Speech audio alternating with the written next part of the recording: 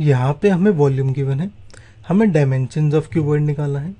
Dimensions of cuboid का मतलब हमें लेंथ, ब्रेड्थ और हाइट निकालनी है क्यूबॉइड की। सबसे पहले मैं जो इक्वेशन गिवन है इसे फैक्टराइज करता हूँ। यहाँ मैं नोटिस करूँ यहाँ पे भी k है, यहाँ पे भी और यहाँ पे भी, तो k कॉमन आ जाएगा मेरा। ऐसे यहाँ पे 12, 8 और 20 है, तो ये 4 के टेबल में आ रहे हैं, तो मैं 4 भी कॉमन निकाल लेता हूँ, यानी मैं 4k कॉमन निकालता हूँ। यहाँ से बचेगा 3 और वाई स्क्वायर, यहाँ से बचेगा 2 और y, यहाँ से बचेगा 5, तो ये आ गया कुछ ऐसे। अब ये जो इक्वेशन है मेरी 3y² प्लस 2y माइनस 5, इसको हम अलग फैक्टराइज करते हैं। इसको हम फैक्टराइज करेंगे using splitting the middle term.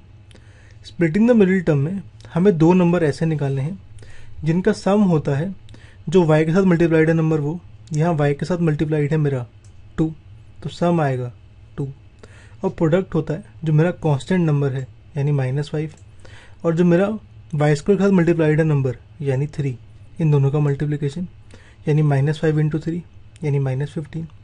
यानी हमें दो नंबर ऐसे निकालने हैं जिनका सम होगा 2 और प्रोडक्ट होगा -15। यहाँ पे हम नंबर्स देते हैं 5 और -3। 5 और -3 का सम होगा मेरा 2, प्रोडक्ट होगा -15।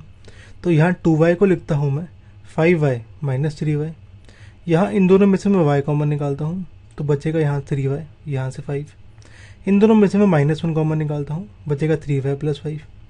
3y प्लस 5 मैं कॉमन निकाल लेता हूँ, तो ये बचेगा 3y plus 5 into y minus 1, यानी ये हो जाएगा मेरा 4k into 3y plus 5 into y minus 1, कुछ ऐसे। ये जो वैल्यू थी मेरी, ये वॉल्यूम थी, तो वॉल्यूम आ गया मेरा 4k into 3y plus 5 into y minus 1। हमें पता है वॉल्यूम ऑफ क्यूबॉइड होता है length into breadth into height. यहाँ ये तीन चीज़ें मल्टीप्लाई हो रही हैं।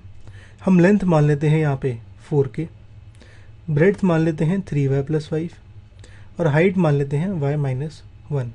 तो मेरे पॉसिबल डायमेंशन हो जाएंगे कुछ ऐसे।